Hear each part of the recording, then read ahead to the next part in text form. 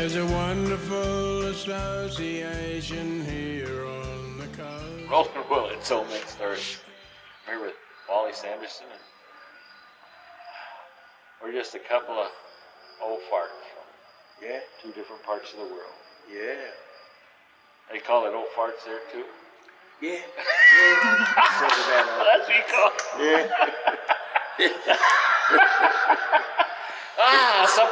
Something that crosses barriers. Yeah, I think it goes right around the world, really. Some people, some nations, what do we call them? Nationalities, right. they call it something else. Yeah, but pretty close. Wind passing. Wind passing. This is about the RDA. And what does that stand for? It stands for Riding for Disabled. Oh, okay. We have quite a few Riding for Disabled associations. Now this is throughout. What kind of riding? It's disabled. And what kind of vehicles? Horses. Horses, okay. Yeah. That was my question, because here they have riding, but it's all motorcycles. Oh yeah, right. They do a huge amount of riding in the States, but not much horseback. I mean, they got a lot of horses. They disabled people. Yeah. Well, here the horses have retired. They all get rides in vehicles.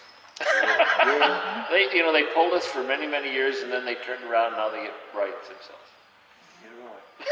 I'm just joking.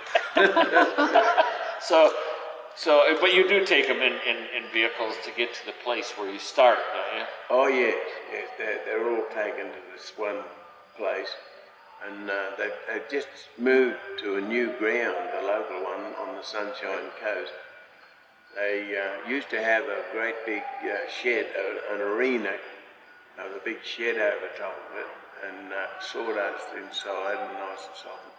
And the horses they use are real quiet horses, and there's always attendants with them, sometimes one on each side, to make sure these disabled kiddies and young people don't fall. Very safe. Safety, they do a lot towards safety. And they even put kiddies and young people on the horses they're in wheelchairs. Right. They've got ramps where they'll wheel the wheelchair up and lead the horse in alongside. Wow, okay. And they help them then to get out of the wheelchair and over and onto the horse. And then the ones that are able, they can sit on the horse while they lead them around. And how many horses do you have? Oh, it's about they've got round about a dozen. About a dozen horses. How many days does it go? Oh, it's every week, and I think they do it twice a week. Every week for all year long, It's pretty well all the year round. Okay, so it's not just like 1 month or something. No, it's pretty well every month of the year. I guess they do have a break and have a holiday for some part of it when it's holiday time. Right. But I'm not into that part of the administration part of it. But it's just we have a soft spot for the Riding for Disabled Association, really, because our son became disabled when he got MS, and he gradually got worse and worse. He was a great horse rider when he was young. Right. He used to ride show jumping and that sort of thing, and he was really good at it. And when he got the MS, he started to lose his balance, of course, he went on to calipers, and then eventually he finished up in a wheelchair. And it meant he couldn't ride at home anymore, but he rode while ever he could still get on the horse. He used to love to saddle up and get on his horse, and he'd ride until he fell off sometimes. He just, he'd get so tired he'd just fall off, and that was a bit of a worry. But, and that's why I sort of had the soft spot for it does so much good for those disabled people that it's great therapy for them to get on a horse and the movement of the horse. And they love it too, the most of them. You can imagine, some of them are kids that have never ever been near a horse in their life. And when they get out there and get on a horse, their faces are alive.